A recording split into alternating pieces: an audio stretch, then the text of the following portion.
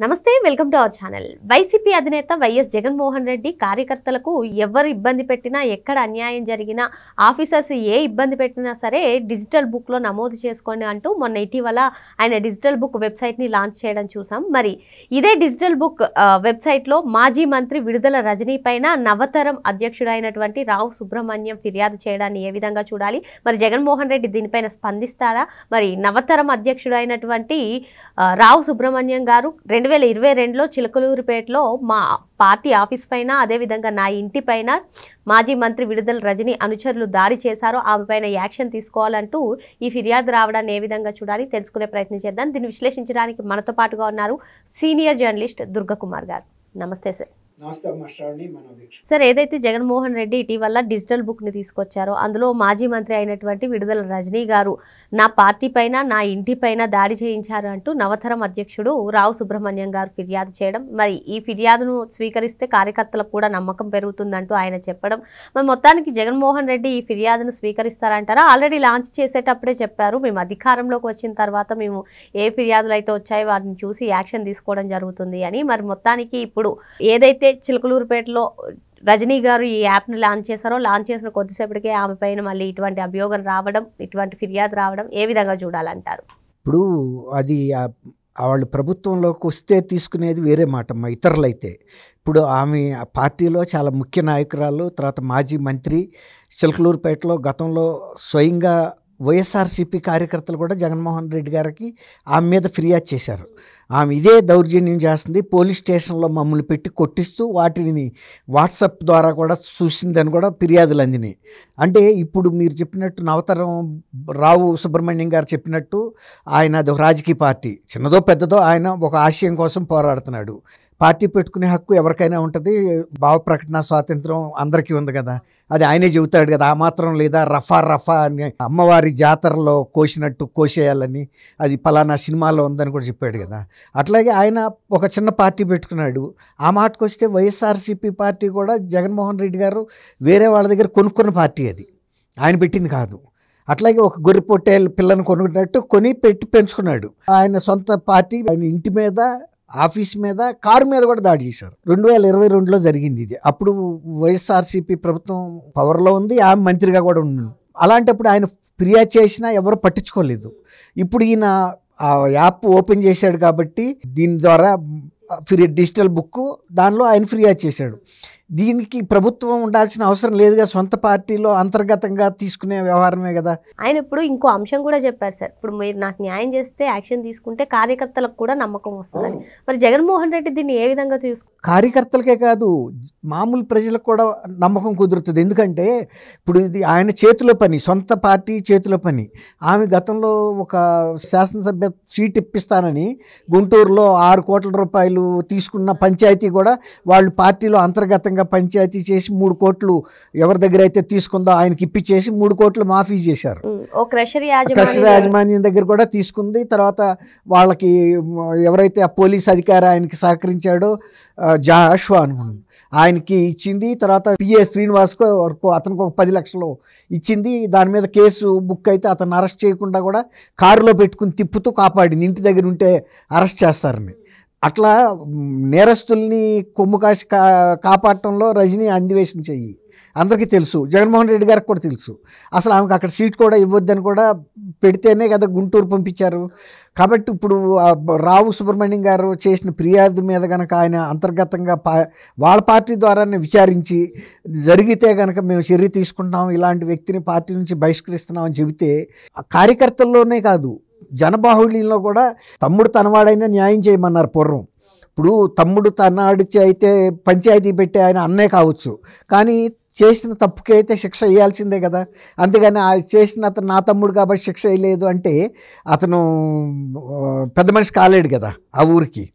అట్లా ఉండాలి, పెదరాయుడు తీర్పులాగా ఉండాలి కదా. ఇప్పుడు నీ పార్టీలో ఉంది ఆమె, తర్వాత యాక్టివ్గా ఉంది. ఇప్పుడు ఆయన చెప్పాడు 22లో పోలీసులు మరి ప్రభుత్వం మీది కాబట్టి ఆ రోజు తీసుకోలేదు.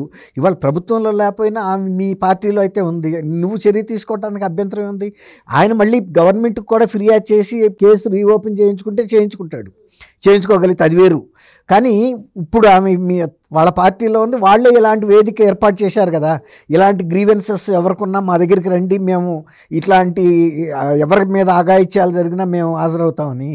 ఇప్పుడు వైఎస్ఆర్సీపీ కార్యకర్తలు పవర్లో లేవని వాళ్ళేం తగ్గి ఉంటారా ఎక్కడ. జగన్మోహన్ రెడ్డి గారు చీఫ్ మినిస్టర్ కాదు, చీఫ్ మినిస్టర్ కాకపోయినా రఫా నరకమని చెబుతున్నాడు కదా. తర్వాత తణుకులో ఎక్స్ఎమ్మెల్యే నాగేశ్వరరావు గారు కూడా చెప్పాడు కదా, పల్నాడికి యువతలేమో కాళ్ళ కింద నరుకుతాము, పైనేమో మెడలను నరుకుతామని. అట్లాగే పేరు నాని రఫా నరుకుతామని అరవటం కాదురా, రాత్రిపూట సైలెంట్గా చేసేసేయాలి, చేసి పొద్దున్నే పెద్ద మనిషిలాగా మనమే పరామర్శకి వెళ్ళాలి అంటే వాళ్ళకి తెలుసు కదా. ఇది అంతకుముందు వివేకానంద రెడ్డి గారిది కూడా అలాగే జరిగింది కదా. చేసింది వాళ్ళే, పొద్దున్నే వచ్చి వేరే వాళ్ళ మీద నిందేసింది కూడా అదే సిద్ధాంతాన్ని పేరు నాని చెప్పాడు.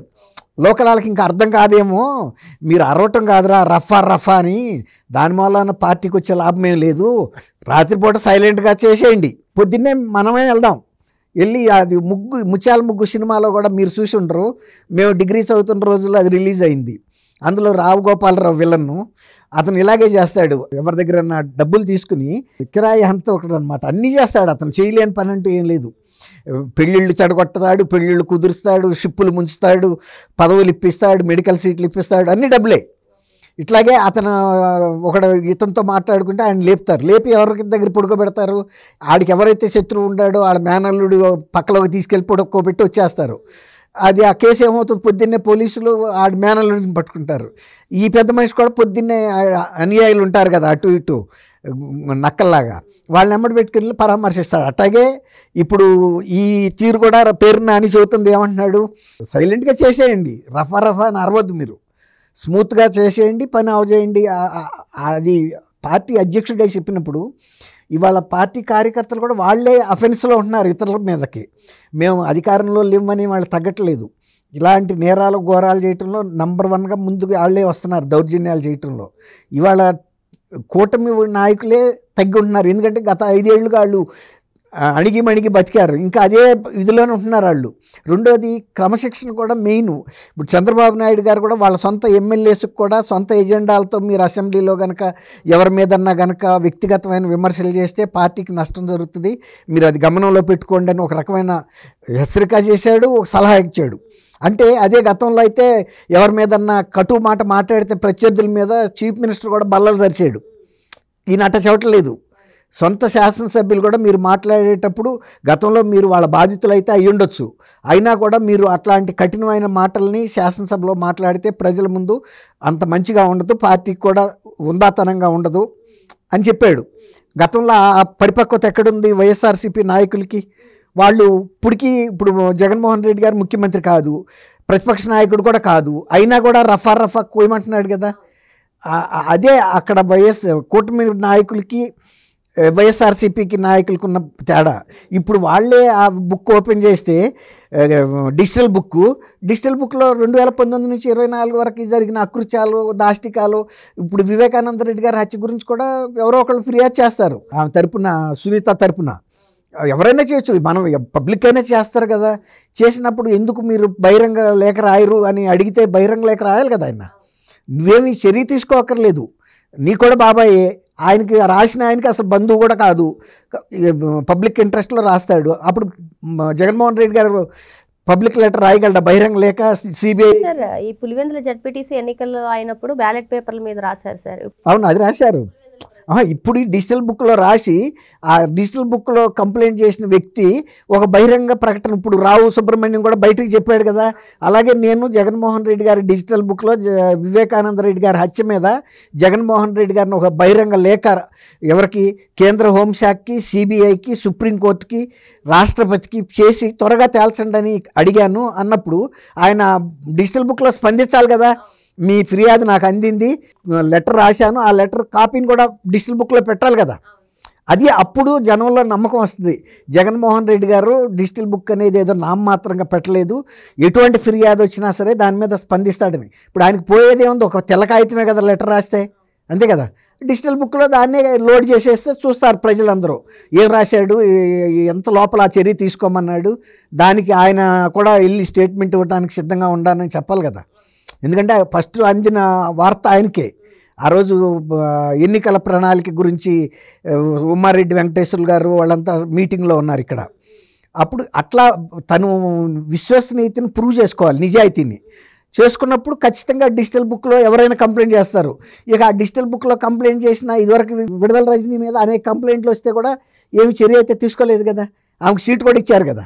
కాబట్టి ఆయన పెట్టిన ప్రయోజనం నెరవేరాలంటే చిత్తశుద్ధితో ప్రాంప్ట్గా పనిచేయాలి. డిజిటల్ బుక్లో ఎటువంటి కంప్లైంట్ వచ్చినా సరే, ఆయన మీద వచ్చినా సరే, ఇప్పుడు మీ హయాంలో ఇదిగో ఇంతంత జరిగినట్టు సిట్లో విచారణలో తెలుస్తుంది, దాని మీద మీ విధానం ఏంటని అడిగినప్పుడు ఎస్ మీరు చర్య తీసుకోవాల్సిందేను, నేను దాన్ని సమర్థిస్తాను, ఎక్కడ అవినీతి జరిగినా దాన్ని ఖండిస్తాను, దాని మీద చర్యలకే నేను సమర్థిస్తాను చెప్పాలి కదా.